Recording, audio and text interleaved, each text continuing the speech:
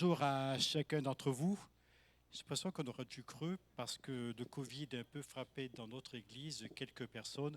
Du coup, ça a des répercussions par prolongement. Alors, surtout, gardez bien vos masques, gardez bien les gestes de distance. On aérera comme on le fait habituellement, mais peut-être un peu plus aujourd'hui. Ça nous a mis en éveil. Et puis, faut-il le rappeler une énième fois, faites-vous vacciner.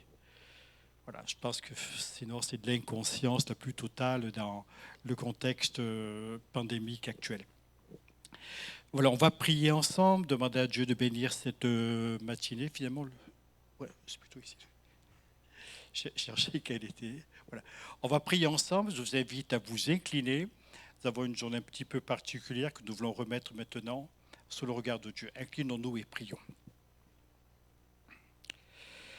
Nous voulons saluer ta présence, Seigneur, ce matin durant notre culte, pour cette matinée. Seigneur, nous avons liberté de nous réunir et nous demandons de garder chacun d'entre nous entre tes mains.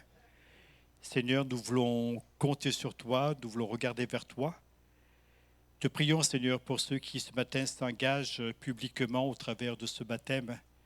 Je demande de les bénir sur un plan personnel particulièrement. Sois à leur côté, Seigneur. Je te prie pour Hélène qui nous conduira dans la prédication de l'Évangile et qu'il y ait sur sa prédication l'onction de Dieu et que nous puissions nous faire du bien ensemble. Bénis nos chants, bénis ce rassemblement, Seigneur, bénis cette matinée, s'il te plaît, notre Père, au nom de Jésus. Amen. Amen.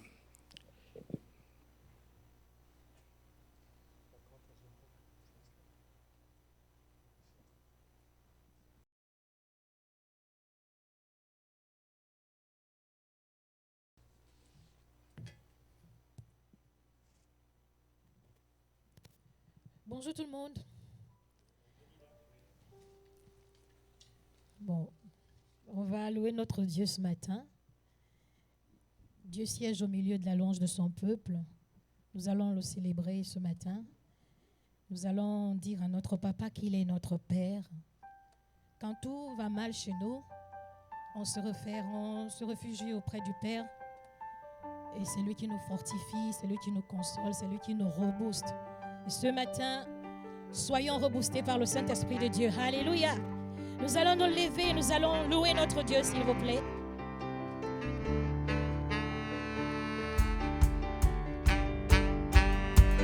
Quand le bonheur s'en va et que notre Dieu reste là, et que nous restons là, l'Esprit de Dieu nous dit tout bas qu'il est notre papa.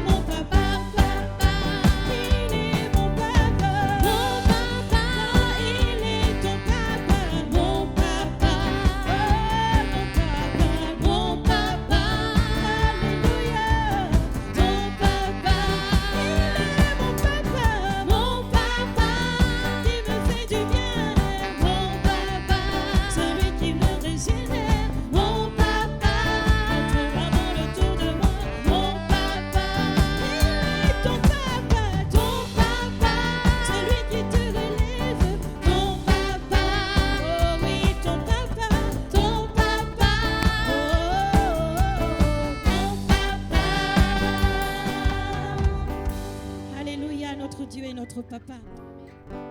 Ce Dieu est merveilleux, il est grand, il est puissant, il est riche en bonté, il est lent en la colère.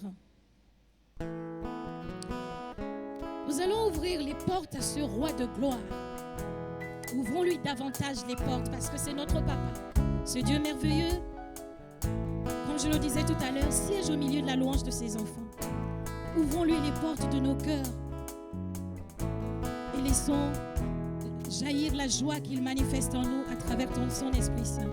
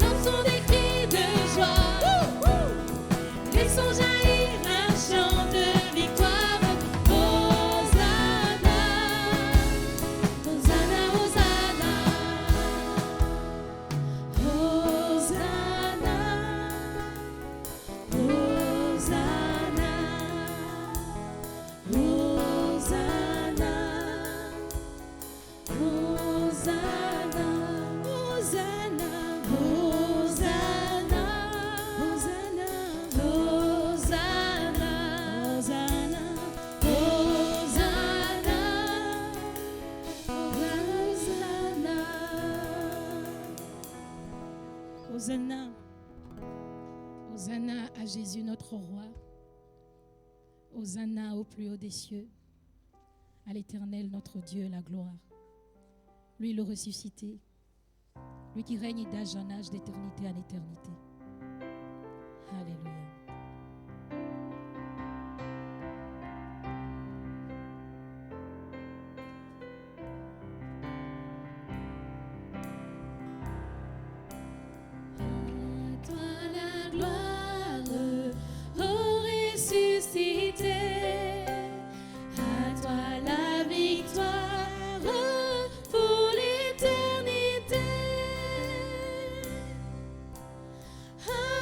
Toi la gloire.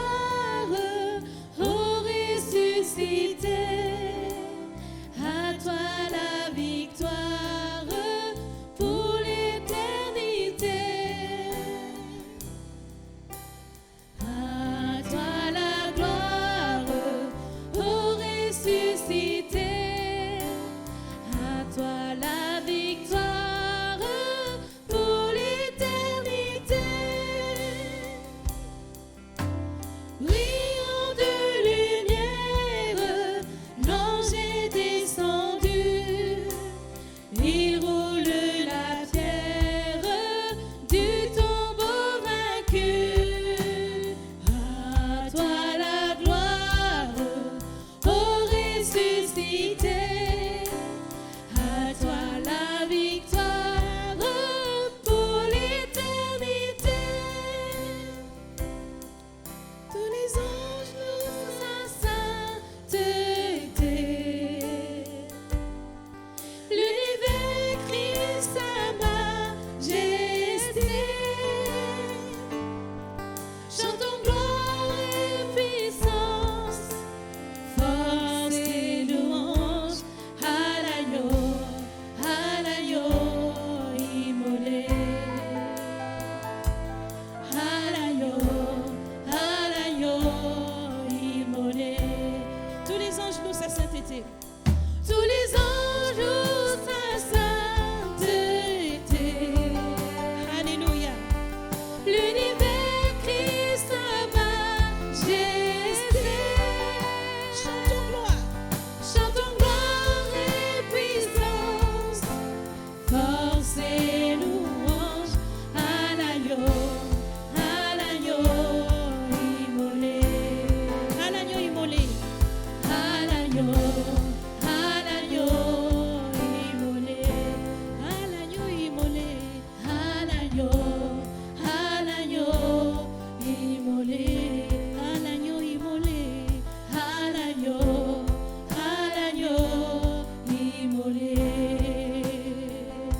Nous allons élever nos voix et dire à ce roi de gloire qu'il est grand, il est Dieu, il est merveilleux, il est 3 fois saint. Nous allons élever ce Dieu et nous allons en même temps recommander nos cœurs afin de recevoir le message du salut. Élevons nos voix. Seigneur, nous te bénissons ce matin, nous te rendons des milliers d'actions de grâce. Nous te remercions parce que tu es le roi des rois, le Seigneur des seigneurs. C'est toi qui règnes d'âge en âge, d'éternité en éternité. Béni sois-tu, toi qui tiens toutes choses dans tes mains. Merci encore pour ta bonté ce matin. Merci pour ta faveur au milieu de ton peuple.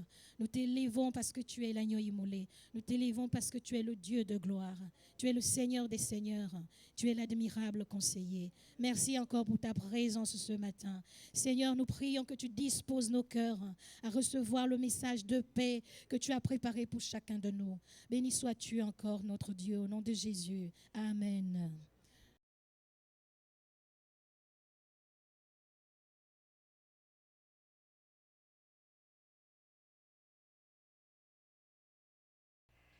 C'est vrai qu'on a un effectif réduit ce matin. Mais qu'importe, nous sommes là pour nous faire du bien et surtout pour nous réjouir ce matin d'accueillir au milieu de nous de nouveaux frères et sœurs. Alors, il y a une question que je me suis posée et peut-être que nos baptisés se la sont posés un jour. Une question qui a été posée par plusieurs dans la Bible et qui dit « Que dois-je faire pour hériter la vie éternelle ?» Alors, vous avez différents versets. Vous avez un verset dans Luc, chapitre 10, au verset 25. C'est un docteur de la loi qui va interroger Jésus. « Maître, que dois-je faire pour hériter la vie éternelle ?» Et puis Jésus va lui répondre avec la fameuse parabole du fils prodigue. Et puis, il y a des versets qui... Alors, ça m'a étonné, c'est suite à une discussion entre Jésus et un chef. Et il va lui dire, « Bon maître, que dois-je faire pour hériter la vie éternelle ?» Un autre, à un moment donné, ça c'est dans Luc 18, en Marc 10 et Matthieu 19, vous avez à nouveau ces 3 questions. Que dois-je faire pour hériter, même que dois-je faire de bon pour hériter la vie éternelle, pour avoir la vie éternelle? Et Jésus va leur donner une réponse qui peut être un peu spéciale, un peu choquante, je dirais même, puisqu'il va leur dire, quiconque, en Matthieu 19, quiconque aura quitté à cause de mon nom, hein, ses frères, ses sœurs, ou son père, ou sa mère, ou sa femme, ou ses enfants, ou ses terres, ou ses maisons, recevra le centuple et héritera la vie éternelle. Alors, je vous invite à réfléchir un petit peu sur cette question d'hériter la vie éternelle. Même si ces textes, quelque part, se rapportent plus à des questions théologiques, ils nous ramènent quand même à une question existentielle, hein, que tout être humain se pose à un moment donné. La question de la mort, c'est quelque chose qui préoccupe l'être humain depuis toujours. Et puis les hommes ont cherché par tous les moyens à braver, comme dit la Bible, ce roi des épouvantements. C'est comme ça que la Bible appelle dans le livre de Job au chapitre 18, le roi des épouvantements. Et c'est vrai que combien ont peur de la mort, peur de ce qui peut les attendre ou autre. Alors, l'être humain en général a cherché constamment à repousser les limites de cette mort, d'élargir la vie au maximum. Alors ça a été repoussé par la science et on le voit de plus en plus avec des traitements toujours pour retarder toujours plus l'échéance de la mort. Et puis il y a aussi les idées folles de ceux qui veulent se faire cryogéniser dans l'espoir qu'on pourra les ressusciter le jour où la technique sera au point, etc. Mais ça, c'est pour éviter de regarder vraiment la mort en face. La Bible nous présente la mort comme quelque chose qui a été, alors je vais peut-être vous étonner, mais ça a été un bien pour l'humanité. Et en même temps, c'est quelque chose qui est appelé à être vaincu, qui est appelé à disparaître définitivement. La Bible en parle abondamment. Et l'apôtre Paul, dans la première épître aux Corinthiens, au chapitre 15, va nous dire ceci: « Lorsque ce corps corruptible aura revêtu l'immortalité, l'incorruptibilité, et que ce corps mortel aura revêtu l'immortalité, alors s'accomplira la parole qui est écrite, la mort a été engloutie dans la victoire. » Et il va poser cette question: « Ô mort, où est ta victoire ? Ô mort, où est ton aiguillon ?» Alors je disais, la mort, c'est un bien pour l'humanité. Alors vous savez que la mort est entrée au niveau de l'humanité au travers d'Adam et Ève qui ont dévié du plan initial de Dieu. Ils n'ont plus accès à l'arbre de vie. Dans la Genèse, vous retrouvez cette histoire, Genèse chapitre 3. Et au verset 22, Dieu va leur dire: « Voici, l'homme est devenu comme l'un de nous pour la connaissance du bien et du mal. Empêchons-le maintenant d'avancer sa main, de prendre l'arbre de vie, d'en manger et de vivre éternellement. » Donc, dans le dessein de Dieu, au départ, c'était bien que l'homme vive éternellement, et il y a eu erreur à un moment donné. Mais je crois qu'en limitant la vie humaine, Dieu a mis aussi une limite au péché et une limite à toutes les conséquences qui peuvent en résulter, forcément. Adam et Ève, en mangeant de cet arbre de la connaissance du bien et du mal, je dirais qu'ils ont comme voulu avoir une autonomie par rapport à Dieu. Vis-à-vis de Dieu, ils déclaraient quelque part qu'ils n'avaient plus besoin de l'éclairage divin pour faire des choix de vie, etc. Et ils proclamaient leur indépendance simplement par rapport à leur Créateur.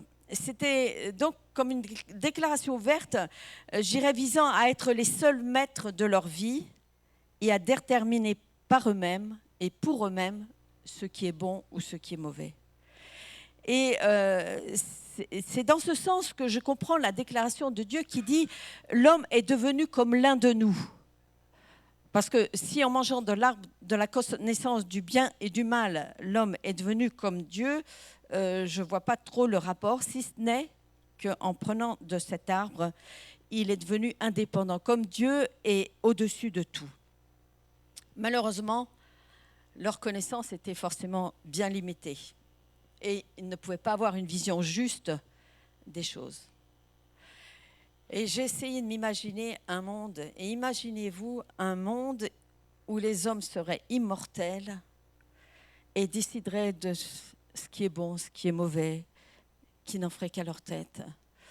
Alors déjà, à l'heure actuelle, c'est un petit peu un pandémonium général, alors je crois que ça serait la catastrophe. C'est pour cela que Dieu a barré l'accès à l'arbre de vie, cet arbre qui permettait à Adam et Ève de se ressourcer constamment pour assumer la tâche que Dieu leur avait confiée. Et ils sont devenus donc mortels. Ils sont devenus mortels. Dieu a toujours mis une limite au mal. Toujours. Il y a un verset dans le livre de Job, au chapitre 38, qui image bien, je trouve, cette limite que Dieu a mis. Voici ce que Dieu dit à propos de la mer. Qui a fermé la mer avec des portes quand elle s'élance du sein maternel? Quand je fis de la nuée son vêtement et de l'obscurité ses langes, quand je lui ai imposé ma loi et que je lui mis des barrières et des portes, quand je dis, tu viendras jusqu'ici et tu n'iras pas au-delà. Ici s'arrêtera l'orgueil de tes flots. Et je crois qu'il en est de même pour le mal. Dieu a mis une limite au mal. Et les limites du mal sont manifestées par la mort, justement, pour enrayer ce mal. Et quand je lis ce texte sur l'orgueil de tes flots, je ne peux pas m'empêcher à ce qui a atteint en premier Satan, l'orgueil qui a envahi son cœur. Vous avez des textes dans Ésaïe 14 et Ézéchiel 28 qui nous parlent de l'attitude de Satan, qui parlent de lui comme un astre brillant. Astre brillant, te voilà tombé du ciel. Tu es abattu à terre, toi le vainqueur des nations. Tu disais en ton cœur, je monterai au ciel, j'élèverai mon trône au-dessus des étoiles de Dieu, je m'assiérai sur la montagne de l'assemblée à l'extrémité du septentrion, je monterai sur le sommet des nues, je serai semblable au Très-Haut. On voit bien ici l'orgueil de Satan et ce qui a fait aussi tomber Adam et Ève. Quand ils ont voulu décider par eux-mêmes, je serai semblable au Très-Haut. Dieu dit qu'il va enlever l'arbre de vie de peur qu'il vive éternellement et qu'il soit comme l'un de nous, dira Dieu en parlant d'Adam et Ève. Mais tu as été précipité dans le séjour des morts, dans les profondeurs de la fosse. Et en Ézéchiel 28, il nous parle aussi encore il fait un parallèle, le prophète fait un parallèle entre le prince de Tyr et Satan. Il disait, tu mettais le sceau à la perfection. Tu étais plein de sagesse, parfait en beauté. Ça, c'était la création de Dieu. Tu étais en Éden, le jardin de Dieu. Tu étais couvert de toute espèce de pierres précieuses. Tu étais un chérubin protecteur. Je t'avais placé et tu étais sur la montagne sainte de Dieu. Tu marchais au milieu des pierres étincelantes. Tu as été intègre dans tes voies depuis le jour où tu fus créé jusqu'à celui où l'iniquité a été trouvée en toi, chez toi. Et cette iniquité, elle est bien décrite ici, je trouve. Cette espèce de superbe que Satan pouvait avoir, tous ses atouts, ses avantages qu'il avait, cette volonté de supplanter Dieu et qu'il l'a fait chuter.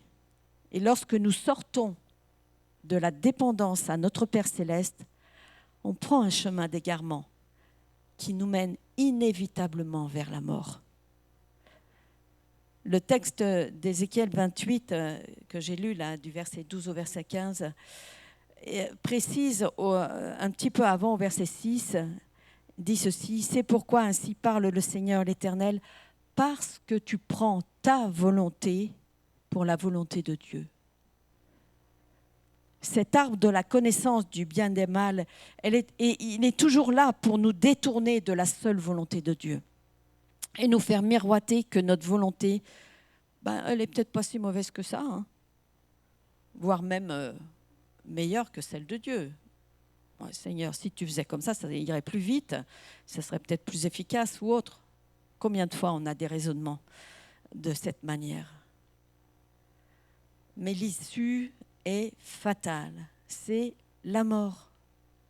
L'apôtre Paul nous dit dans l'Épître aux Romains, chapitre 6, au verset 23, « Le salaire du péché, c'est la mort. Mais le don gratuit de Dieu, c'est la vie éternelle en Jésus-Christ, notre Seigneur. Voilà notre réponse. Que puis-je faire pour avoir la vie éternelle ? Que dois-je faire pour avoir la vie éternelle ? La vie éternelle, c'est un héritage. Et il n'y a qu'une seule condition, à mon avis, pour hériter de quelque chose, c'est de faire partie de la famille, minimum. Hein, vous allez hériter. Moi, j'ai hérité de mes parents quand ils sont décédés, etc. Les uns ou les autres, vous avez déjà sûrement eu des héritages parce que vous faisiez partie de votre famille, de la famille. Et cet héritage, il est bien nominatif. Hein. Ce n'est pas un héritage global. Sauf si on fait un legs à une association ou autre.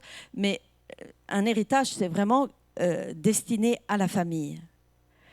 Aujourd'hui, il y a nos amis qui s'engagent à suivre Dieu, à entrer dans cette famille spirituelle.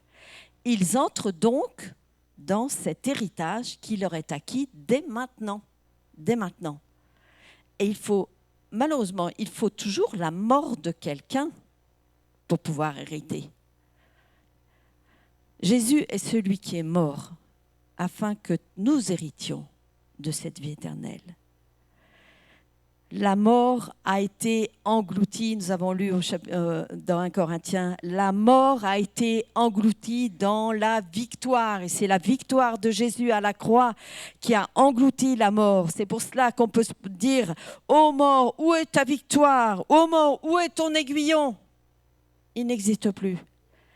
Jésus a entraîné la mort dans sa mort. Et c'est pourquoi elle n'a plus de pouvoir. Et nous sommes assurés de bénéficier de cette vie éternelle à laquelle tout être humain aspire. Alors la vie. Oui, la vie de Jésus, elle est victorieuse. La vie de Jésus, elle est victorieuse sur la mort, car si sa mort nous permet d'avoir accès à cet héritage divin, alors sa résurrection nous fait goûter la vie ici-bas avec une saveur nouvelle, celle de l'éternité. J'aime, je ne sais pas vous, mais moi j'aime ce pouvoir de la vie sur la mort qui nous donne envie, constamment, qui nous donne envie de connaître dès maintenant toute l'étendue de notre héritage. Parce que ça, on n'est encore que des enfants.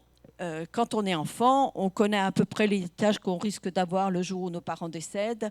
Alors on en goûte un petit peu de cet héritage parce qu'on vit chez papa-maman, donc on a accès à certaines choses.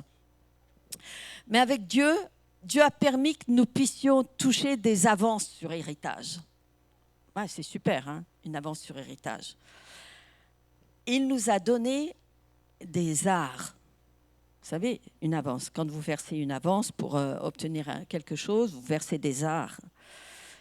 Et la Bible nous dit dans 2 Corinthiens, chapitre 1er, « Celui qui nous a affermis avec vous en Christ et qui nous a oints, c'est Dieu, lequel nous a aussi marqués d'un sceau et a mis dans nos cœurs les arts de l'esprit. » Et un peu plus loin, au chapitre 5, verset 4, il nous dit « Car tandis que nous sommes dans cette tente, notre corps c'est un petit peu comme une tente provisoire, nous gémissons, accablés, parce que nous voulons non pas nous dépouiller, mais nous revêtir, afin que ce qui est mortel soit englouti par la vie.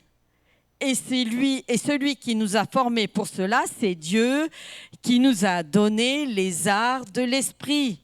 Et ces arts de l'esprit nous permettent d'engloutir ce qui est mortel, ce qui est du péché, ce qui est de la chair, ce qui est des passions, d'engloutir tout cela dans la vie de l'esprit, par la vie de l'esprit. Que faisons-nous avec les arts de l'esprit ? Si on prend conscience que c'est une avance sur héritage, il est de notre devoir de ne pas les négliger, ni même de les dépenser n'importe comment, inutilement. Je crois qu'il est bon de les faire fructifier afin que l'expression de la vie soit manifeste. Et comme dit Paul, que tout ce qui est mortel soit englouti par la vie. Et quand je pense à cela, je pense en particulier au fruit de l'esprit. C'est le fruit de l'esprit qui va engloutir, qui va annuler tous ces effets de la mort en nous, ce fruit de l'esprit qui va nous permettre de vivre pleinement cette vie spirituelle, cette vie qui soit en conformité avec la volonté de Dieu. Jésus disait dans l'évangile de Jean, au chapitre 6, verset 63, « C'est l'esprit qui vivifie ». Et l'apôtre Paul reprendra plusieurs fois cette notion de l'esprit qui donne la vie. C'est l'esprit qui donne la vie. Et nous avons besoin de cet esprit qui vivifie, qui nous régénère, qui nous renouvelle, qui nous donne cette espérance nouvelle, qui nous donne de vivre pleinement la vie d'en haut et d'hériter cette vie éternelle dès maintenant. La route de la victoire, de la vie sur la mort, elle peut être longue. Pas toujours facile. Pas toujours facile d'enterrer ce qui nous passionne et de nous laisser diriger par l'esprit. Pas toujours facile. Elle est souvent semée d'embûches, mais combien remplie d'aventures enrichissantes. Et je crois que la vie avec Dieu, c'est une aventure, une belle aventure. Une aventure formidable durant laquelle on va découvrir plein de choses. On va s'épanouir, découvrir même des capacités personnelles insoupçonnées parce que l'esprit va tout mettre ça va donner la vie à tout ça en nous et nous donner de nous exprimer, d'être rayonnants de sa joie et de sa paix. Elle nous fait découvrir l'infinie grandeur de l'amour de Dieu et sa sagesse infiniment variée. Romains chapitre 8, verset 11 nous dit « Si l'esprit de celui qui a ressuscité Jésus d'entre les morts habite en vous, celui qui a ressuscité Christ d'entre les morts rendra aussi la vie à vos corps mortels par son esprit qui habite en vous. » Alors je crois qu'avec le témoignage de nos amis qui vont se faire baptiser aujourd'hui, nous assistons à la victoire de la vie sur la mort. Que dois-je faire pour hériter la vie éternelle? Entrer dans la famille de Dieu, décider aujourd'hui d'accomplir la volonté de Dieu, entrer dans cette relation personnelle avec Dieu, découvrez que votre Père, c'est celui qui possède un héritage fabuleux qu'il a destiné à chacun de nous. Ça, c'est quelque chose de fabuleux. La victoire de la vie sur la mort par la puissance du Saint-Esprit qui agit en eux, en vous qui allez vous faire baptiser, mais en chacun de nous aussi. Que Dieu nous aide vraiment à saisir cette vie d'en haut, cette vie spirituelle, cette vie qui nous permet de déclarer non, la mort, comme dirait l'apôtre Paul, la mort m'est un gain. Christ est ma vie. La mort m'est un gain. Alors que nous puissions vivre pleinement cette vie de résurrection, cette vie d'en haut, par le Saint-Esprit qui agit au travers et en chacun de nous. Merci Seigneur. Merci parce que tu veux ce matin bénir particulièrement ces temps de baptême, Seigneur. Je te rends grâce, Seigneur, pour tout ce que tu as accompli dans nos vies, tout ce que tu as accompli par ton Saint-Esprit, toute cette vie de résurrection à laquelle tu nous appelles. Tu n'as pas voulu nous laisser dans un avenir incertain, une mort désolante, Seigneur, mais tu as voulu pour nous une vie de victoire, une vie pleine et entière, une vie qui n'a pas de fin, Seigneur. Et je te rends grâce pour cette vie d'en haut qui nous permet d'entrevoir l'éternité, non plus à l'échelle humaine, mais à ton échelle, avec tes yeux, avec ton regard, avec tout ce que tu es, Seigneur, et avec cette joie d'avance de te connaître chaque jour davantage. Merci, Père, de ta présence au milieu de nous. Merci de nous faire du bien et de révéler ta gloire au milieu de nous ce matin. Gloire te soit rendue, Jésus. Amen. Amen. Nous allons continuer à célébrer ce Dieu.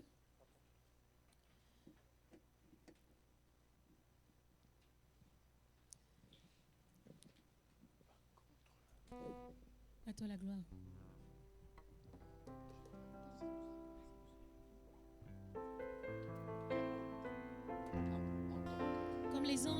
la sainteté de Dieu, nous aussi, nous allons célébrer davantage ce Dieu merveilleux. Lui qui ajoute chaque jour des personnes dans sa maison. Il y a plein d'héritiers qui ne font qu'arriver, à lui la gloire.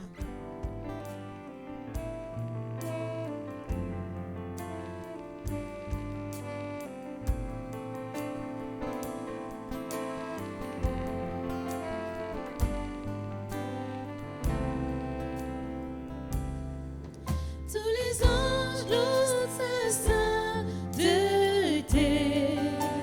L'univers crie. L'univers crie sa majesté. Chantons gloire et puissance. Chantons gloire et puissance. Force et louange. Force et louange à l'agneau immolé.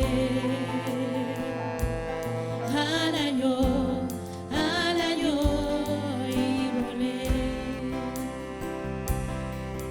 Les ténèbres ont reculé devant l'œuvre de la croix, Devant l'agneau immolé. devant l'agneau immolé, Et le sang versé pour nous. et le sang versé pour moi. Tous les anges. Tous les anges louent sa sainteté.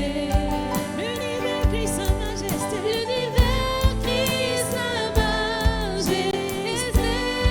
Chantons gloire et puissance. Chantons gloire et puissance. Force et louange à l'agneau immolé. À l'agneau immolé. De la vie qu'il a donnée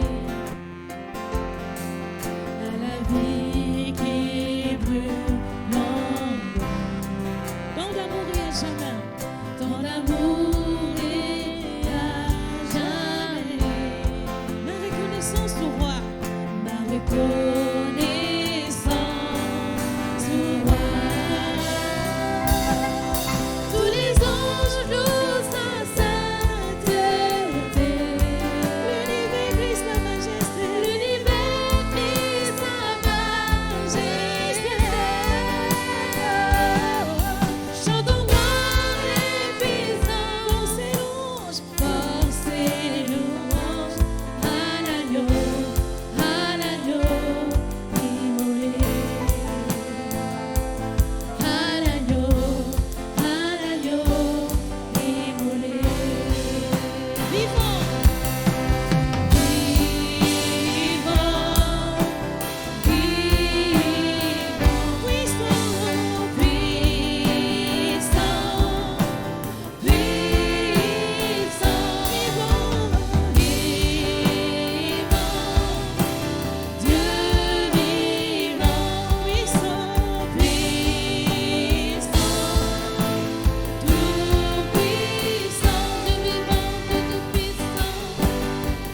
Dieu vivant, Dieu tout-puissant, tous les anges louent sa sainteté. L'univers crie sa majesté. L'univers crie sa majesté. Chantons gloire et louange. Chantons gloire et puissance. Force et louange. Force et louange À l'agneau de Dieu. à l'agneau immolé. À l'agneau. À l'agneau immolé. À l'agneau immolé. À l'agneau immolé. À l'agneau immolé. À l'agneau immolé soit l'honneur, la gloire. Nous allons procéder à ce service de baptême. Alors, il y a 3 candidats, dont 2 candidates. Il y a un candidat. Nous avons demandé à Merveille de s'approcher. Je me suis dit, je ne les préviens pas à l'avance, comme ça, ça leur évitera d'avoir le trac, tu ne veux pas passer avant moi, etc. Alors, tu as qu'à te mettre. Est-ce que quelqu'un peut nous déplacer le micro jaune là? Et on va te passer celui-ci.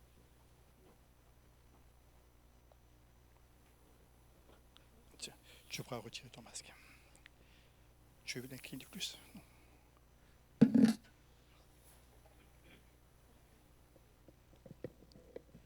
Voilà, merveille.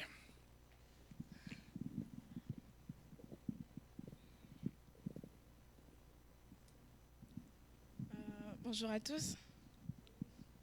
Voilà, moi je m'appelle Merveille Toupela. Je suis d'origine congolaise et j'habite à Bixerolles.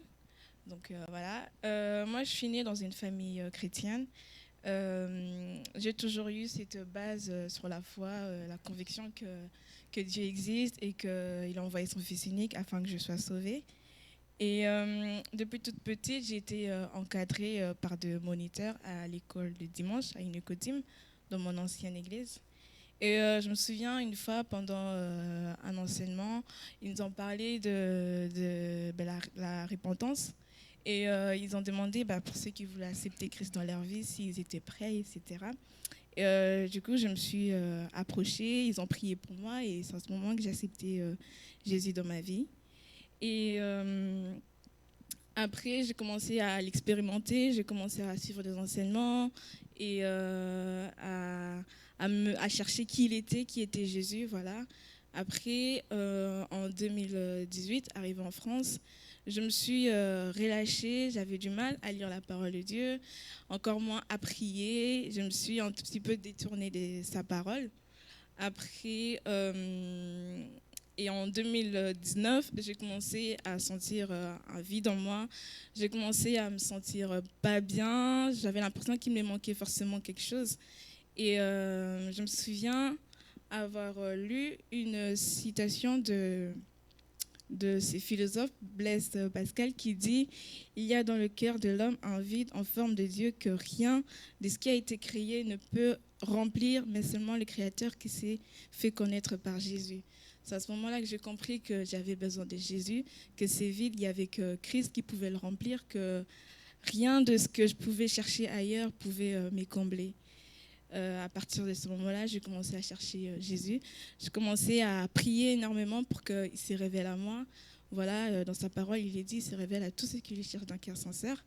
Et je l'ai cherché de tout mon cœur et voilà, il s'est révélé à moi. Je me souviens, une fois, je suis en train de prier et j'ai senti sa présence saturer toute ma chambre.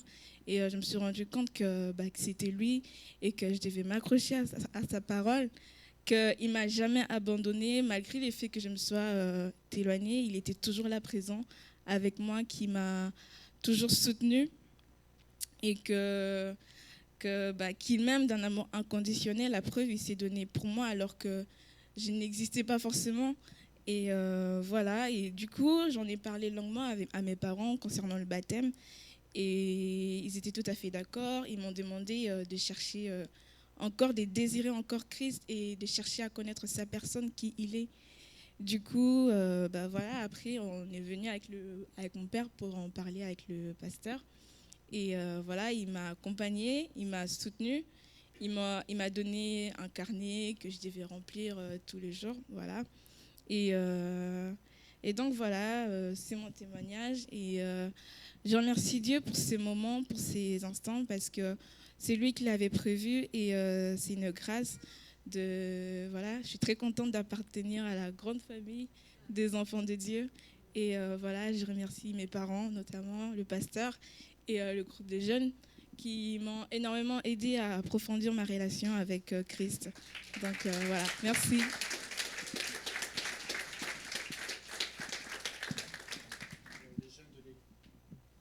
Merci Naomi. Les jeunes de l'Église sont contents parce qu'ils aiment bien voir des jeunes s'engager par les eaux du baptême. Est-ce que tes parents sont là? Oui. Vous pouvez vous lever, s'il vous plaît. Ah, il y a aussi un tout petit bonjour, bonjour. Bienvenue. Ouais, je me rappelle du papa, on s'était rencontrés. Alors, Merveille, elle est toute jeune. Tu as quel âge? Parce que ça change tous les ans. 14 ans. Mais bon, on la sent vraiment pleine d'enthousiasme pour Dieu. Et franchement, je la félicite pour son engagement. Vous êtes d'accord qu'on l'encourage aussi? On veut vraiment la suivre.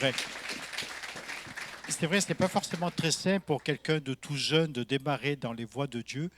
Mais en même temps, je suis persuadé que le Seigneur t'accompagnera et ne te laissera pas tomber. S'il t'a pris en main depuis toute petite, à mon avis, il continuera jusqu'à ce que tu sois une vieille grand-mère de mon âge. Voilà, on va écouter maintenant le témoignage d'Ursula. Pas celui le jaune. D'accord.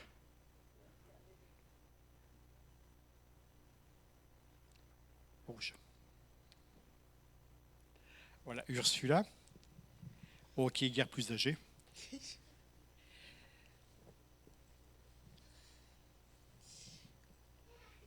Bonjour à tous. Alors, je m'appelle Ursula. Je vis avec ma maman. Alors, recommencer. J'ai pas écrit mon témoignage. J'ai commencé à l'écrire, mais après, je me suis rendu compte que j'avais écrit près de 6 pages. Et du coup, je me suis dit, bon, je vais pas venir lire tout ça ici. Alors, moi, j'ai grandi avec ma grand-mère qui m'a toujours élevée. On allait à l'église catholique et tout ça. J'ai été baptisée quand j'étais bébé, tout bébé et tout. Je savais même pas et tout. Donc, c'est à cet instant que j'étais baptisée. Après, quand j'ai quitté ma grand-mère, je suis allée vivre avec mon papa. C'est lui qui m'a élevée. Ça n'a pas été tous les jours simple parce que c'était un papa assez strict, dur, sévère et tout ça. Du coup, depuis l'âge de 13 ans, j'ai toujours vécu dans la peur, le stress, la dépression. Et je me suis dit que c'est peut-être parce que je ne vivais pas avec ma maman, qu'elle était loin, parce que mon père était dur avec moi et tout. Et depuis l'âge de 13 ans, j'ai toujours ressenti un vide. Je ne savais pas qui j'étais, je ne savais même pas pourquoi je vivais. À l'âge de 13 ans, je me posais déjà ces questions. Et ça a continué jusqu'à ce que j'ai commencé à avoir des mauvaises pensées en moi. Je me disais, je ne sais pas qui je suis, alors pourquoi je vis alors? J'avais des pensées suicidaires à l'âge de 13 ans et personne n'était au courant. Et pour accompagner tout ça, j'étais tout le temps malade. Je ne savais même pas pourquoi j'étais malade, j'avais des maladies assez bizarres. J'enchaînais les allers-retours aux urgences. Ma chambre était presque une pharmacie parce que j'avais tout un tas de médicaments. Je voulais finir avec ma vie parce que je ne savais pas qui j'étais. Je ne savais pas pourquoi je vivais. Personne ne pouvait me comprendre, pourtant je vivais dans une grande famille avec des frères et sœurs, mais j'étais toujours seule dans mon coin. Je ne savais pas ce qui m'arrivait. Ça a persisté jusqu'au jour où je fasse une grande crise. J'ai failli y rester. Et lorsque j'étais à l'hôpital, en fait, alors que d'autres personnes, quand ils sont malades, eux, ils veulent guérir, moi, au plus profond de moi, je me disais, autant que cette maladie m'emporte, en fait, autant que je parte, peut-être que si je pars, et je serai peut-être délivrée de tout ça. À chaque fois que je voulais finir avec ma vie, il y avait toujours quelque chose qui me retenait. Je ne savais pas pourquoi, je n'arrivais pas à aller jusqu'au bout. Et après ça, en 2018, je suis arrivée ici, je suis venue vivre avec ma maman. Je me suis dit que vu que je vivais avec ma maman, qu'elle n'est pas stricte, elle me laissait faire ce que je voulais, vu que je suis une grande fille maintenant. Ça a persisté, ma dépression a empiré, je ne savais pas ce qui se passait. Alors, elle ne savait vraiment pas. Et un jour, j'ai pris la décision de tout lui avouer, de lui dire, moi, je ne comprends rien à ma vie. Je ne sais pas pourquoi je vis. Pourquoi est-ce que je me sens comme ça? Pourquoi est-ce qu'il y a un manque en moi? Pourquoi est-ce qu'il y a ce vide en moi? Qu'est-ce qui se passe?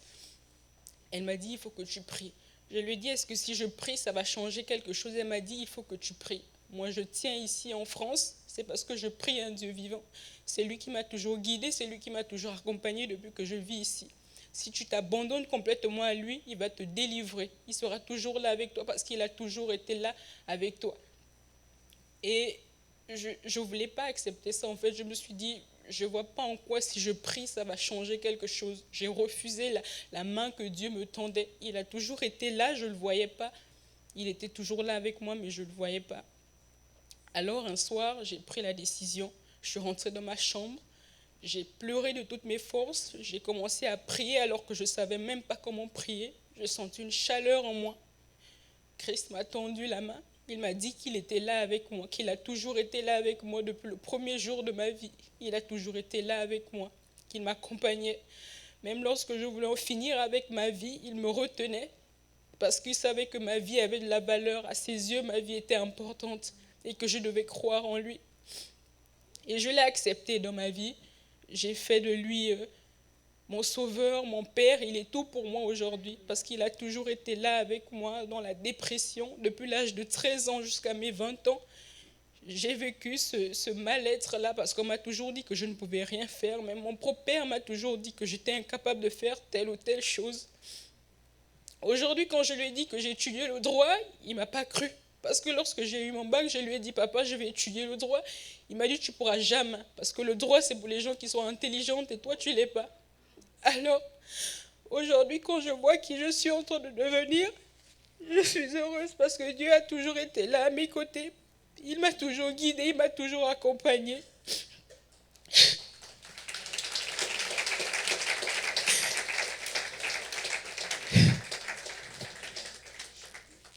Je sais maintenant aujourd'hui que je ne suis plus seule. Je sais que je ne suis plus seule aujourd'hui, qu'il est avec moi. Il va me guider. Aujourd'hui, je ne suis même plus malade. Je ne sais même pas pourquoi j'étais malade. C'était l'ennemi qui était là. Il voulait que j'en finisse avec ma vie. Il est passé par la maladie, il est passé par le suicide. Mais je remercie Père. Je remercie vraiment Dieu d'avoir été là avec moi.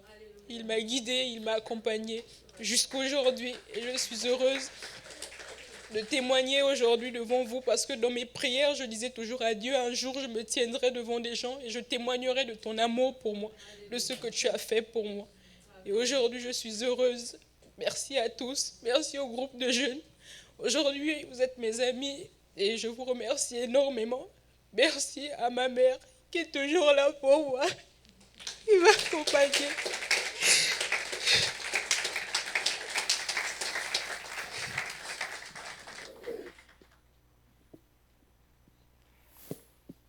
Merci beaucoup, Ursula.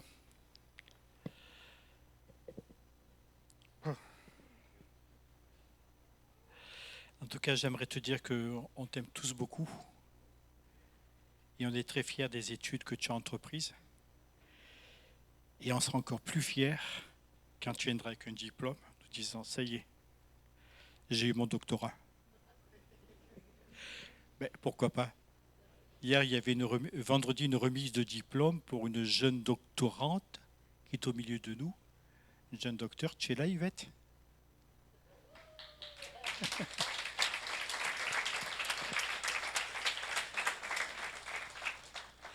Tu vois, tu as une émule aussi, une future remplaçante dans tes diplômes. En tout cas, vraiment que Dieu te bénisse. Et j'aimerais vraiment encourager aussi Laurette.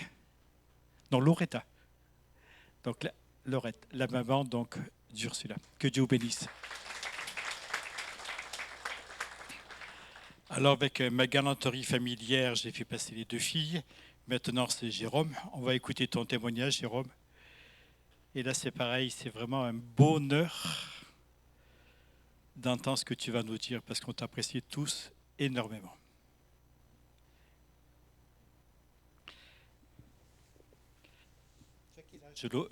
Ursula, 20 ans.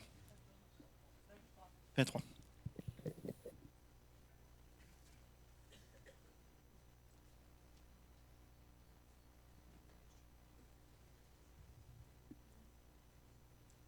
Bonjour tout le monde. Wow. Vous avez déjà eu cette sensation d'être à la fois stressé et heureux? Heureux de vivre ce moment, ce baptême, heureux de partager cette nouvelle naissance avec vous et avec mes proches. Et puis ce stress qui m'envahit là en ce moment, de pouvoir vivre un moment important dans ma vie, de savoir si je vais réussir à me faire comprendre, et surtout, si l'eau ne va pas rentrer dans mon nez quand je vais me faire basculer en arrière. Eh bien, c'est ce que je ressens en ce moment, et je pense que maman, ma petite maman chérie, c'est ce que tu as ressenti quand tu m'as donné naissance le 25 août 1981. Et donc je voulais commencer par ce message en parlant de mes parents, en voulant les remercier, parce qu'ils ont toujours été là pour moi, ils m'ont toujours présenté plein d'amour. Ils ont eu la volonté de répondre toujours à mes besoins, que de ma naissance jusqu'à la fac et jusqu'à maintenant. Donc merci papa, merci maman. La troisième personne qui est importante dans ma vie, c'est bien sûr ma femme. Alors j'aurais plein de choses à dire sur elle, sur notre relation, sur les moments de bonheur qu'on a partagés, sur la naissance des enfants, Mélinda et Timéo, les difficultés qu'on rencontre dans notre couple. Mais je m'attarderai sur une chose qui était très importante et ce pourquoi je suis là aujourd'hui. Je te suis reconnaissant de m'avoir fait connaître le Seigneur.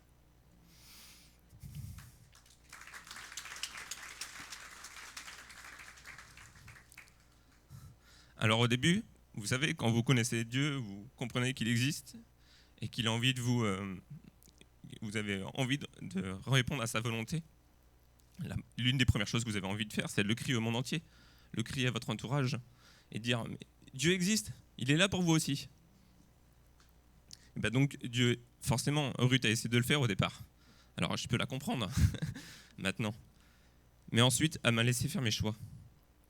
Elle ne m'a jamais forcé à venir à l'église ou à prier avec elle. Et donc, je voulais te dire que ça a été sûrement difficile pour toi, mais je te remercie. Je suis reconnaissant pour toi et beau papa, quelque part, pour le fait que je sois là aujourd'hui. La quatrième entité que je voulais évoquer aujourd'hui, c'est l'Église. L'Église au sens général, et surtout l'Église d'ici, cette assemblée. J'imagine que pour certains, quand Gérald a annoncé que j'allais me faire baptiser, ils se sont dit « Ah bon, Jérôme, il n'est toujours pas baptisé ? Depuis le temps qu'il vient ?» C'est vrai, j'étais là lorsqu'on était à la Vincendrie, donc ça veut dire plus de 10 ans.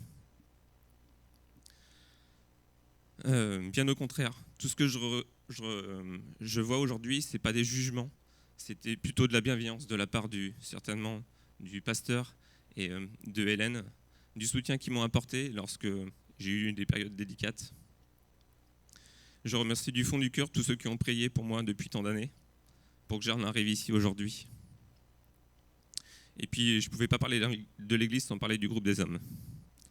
Le groupe des hommes,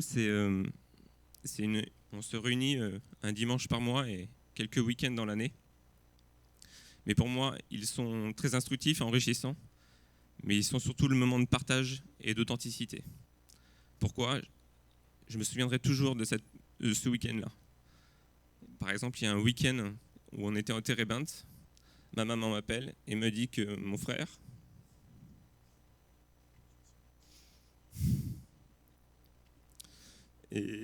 vient de faire une embolie pulmonaire et qui s'est retrouvé à l'hôpital.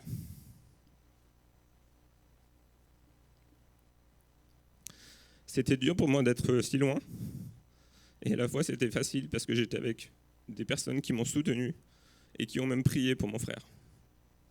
Donc c'était un moment très très important. Et c'est dans ces moments-là que j'ai compris ce qu'était la communion fraternelle. Ensuite, j'évoquerai en dernier celui que je souhaite placer en premier dans ma vie maintenant. C'est-à-dire, vous avez compris, c'était Dieu, le Seigneur. Il est une preuve formelle que Dieu est amour, qu'il est persévérant et qu'il est patient. Depuis tout ce temps où je viens à l'église, il ne m'a jamais lâché. Il a toujours été présent. Je lui ai toujours demandé des choses et il m'a toujours soutenu. Vous connaissez quelqu'un sur Terre qui ne vous décevra jamais ? Mais maintenant, j'en suis convaincu. C'est le seul qui ne me décevra jamais. Entre autres, il a répondu à 2 de mes prières. La première, c'est celle concernant ma dyslexie. Il y a près de 3 ans de cela, Ruth me conseille d'aller voir quelqu'un, de consulter, puisque je déteste lire. Lorsqu'on s'explique, il y a des fois je ne comprends pas certains mots. Et donc un jour, je décide d'appeler un orthophoniste. Et le premier que j'appelle, sur la liste des pages jaunes, me dit « Désolé, j'ai plus de place ». Le deuxième que j'appelle me dit « Non, je ne prends pas de nouvelles personnes ». Le troisième que j'appelle, pareil, réponse négative, et ainsi de suite, et ainsi de suite. À ce moment-là, je me dis « Seigneur, si tu veux, si c'est le choix que je dois faire, eh ben, j'appelle une dernière personne, et puis montre-moi que c'est celle-ci ».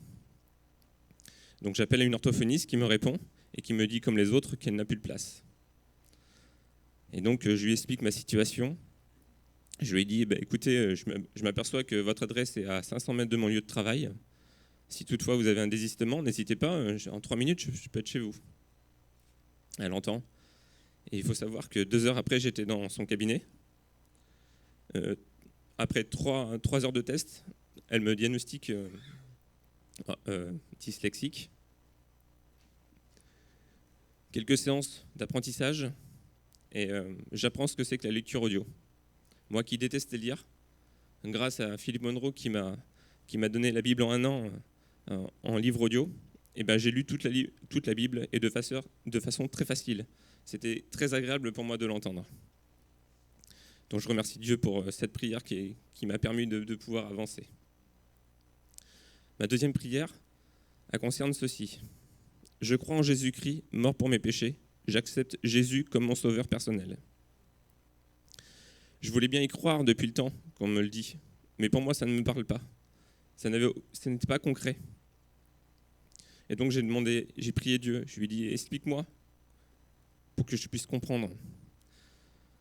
Et donc, depuis tant d'années, ce n'était pas le cas, je ne comprenais pas. Et c'est quand j'ai reçu le livret de Gérald et qu'il est écrit dans un des feuillets, un condamné à mort peut se repentir devant le juge. Il devra pourtant subir sa peine. C'est justice. À moins qu'un ami du condamné puisse prendre sa place et mourir pour lui. C'est ce que Jésus a fait. Et donc je peux dire maintenant que je comprends l'intérêt de mon engagement avec le Seigneur. Je finirai mon message en parlant de ma relation avec l'eau. Alors, pour certains, s'il y a des sources d'angoisse, surtout quand il y en a beaucoup, pour moi, elle représente beaucoup. Pourquoi ? Parce que déjà, elle fait partie intégrante de mon métier en tant que maître nageur. C'est l'endroit où je me sens bien, apaisé quand je suis sous l'eau. Je me vide l'esprit. Et puis maintenant, elle va être l'objet de ma nouvelle naissance. Certains d'entre vous savent ce que c'est que le baptême. Il signifie plonger, s'immerger. Et donc pour moi, il prend tout son sens. Et je peux affirmer, comme souvent je le dis, que je nage dans le bon air. Merci.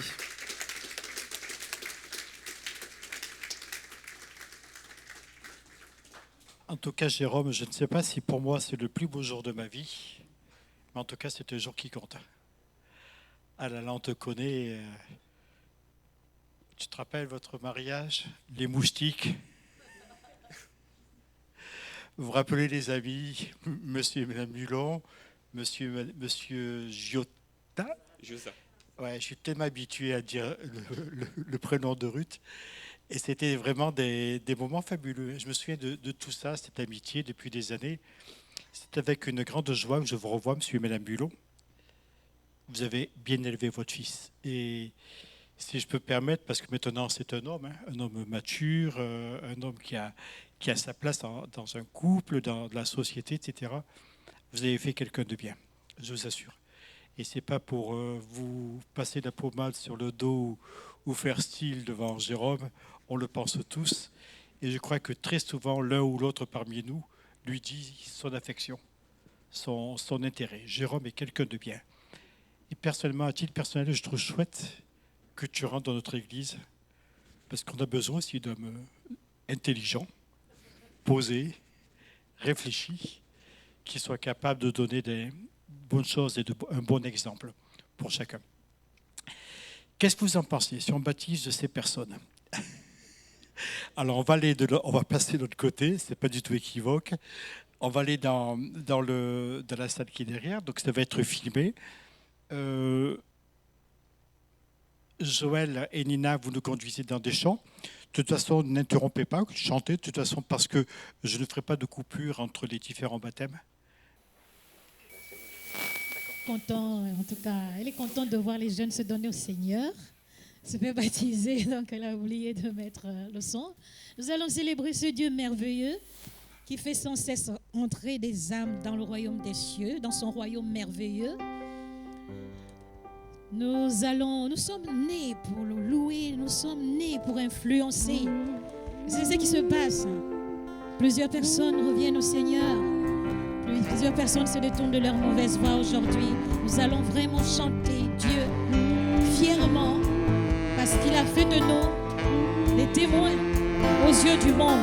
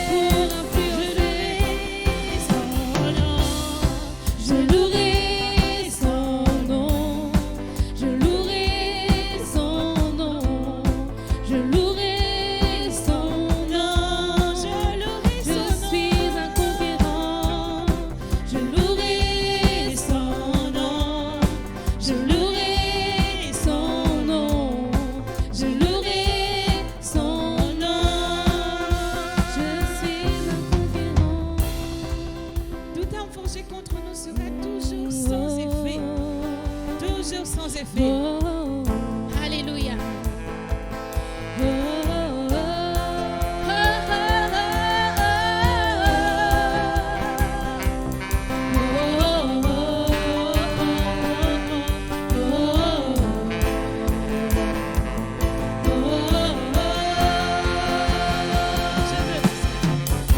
Je veux danser et louer, peu importe ce que je vis, le ressuscité vit en moi.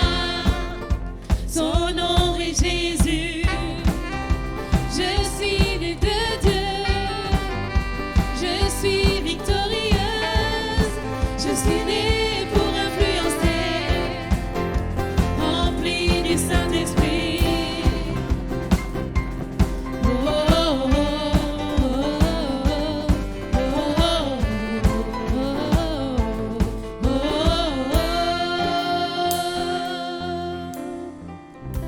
Toute âme forgée contre moi est nulle et sans effet.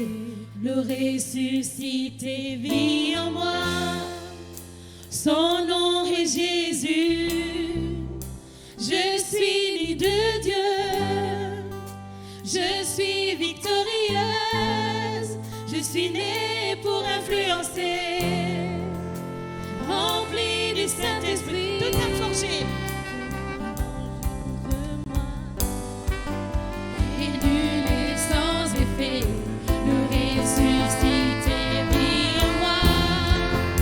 Son nom est Jésus. Je suis née de Dieu. Je suis victorieuse. Je suis née pour influencer. Remplie du Saint-Esprit.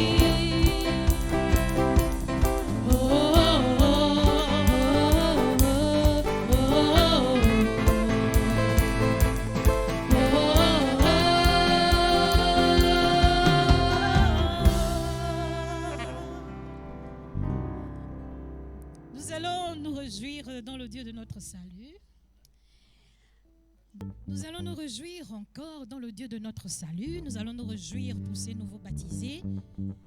Nous allons nous réjouir parce que nous faisons une aventure merveilleuse avec le Seigneur, comme l'a dit Hélène ce matin. Et nous allons rentrer chez nous plein de joie. Amen.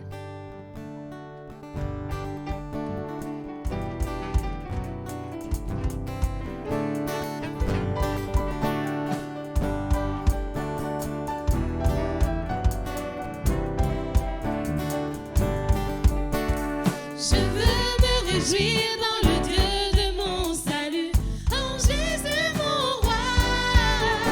Je veux me réjouir dans le Dieu de mon salut, en Jésus mon roi. Je veux me réjouir dans le Dieu de mon salut, en Jésus mon roi. Je veux me réjouir dans le Dieu de mon salut, en Jésus mon roi. Il rend mes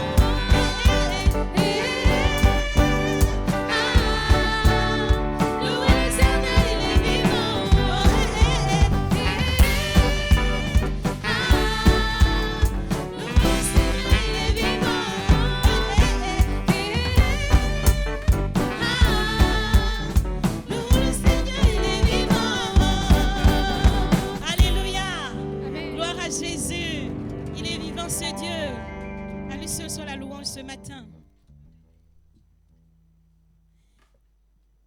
nous allons rendre gloire à notre Dieu et recommander ce départ entre ses mains. Nous allons tous ensemble le bénir. Et après, je vais clore. Élevons nos voix pour bénir le Seigneur pour ces moments. Seigneur, nous te bénissons tous ensemble ce matin. Nous te remercions pour ce temps que nous avons passé avec toi, Seigneur. Louange et gloire à toi qui veille sur nous. Louange et gloire à toi qui a été présent au milieu de nous ce matin. Merci, Seigneur, pour ces nouveaux baptisés qui rejoignent la maison. Merci, Seigneur, pour ta communion. Merci, Seigneur, Jésus-Christ, pour ta chair et ton sang qui nous donnent la vie éternelle, parce que tu as dit que tu es le pain de vie. Celui qui mange ta chair et boit ton sang a la vie éternelle. Nous te bénissons pour la vie éternelle que tu nous as donnée. Nous te rendons la louange ce matin pour ces moments, Seigneur, notre Dieu. Nous te recommandons notre déplacement. Nous prions que tu bénisses notre semaine. Tu sois avec nous dans toutes choses, dans tout temps, en tout lieu, Seigneur des armées, tout au long de cette semaine. Que tu bénisses nos familles encore, Seigneur, au nom de Jésus-Christ.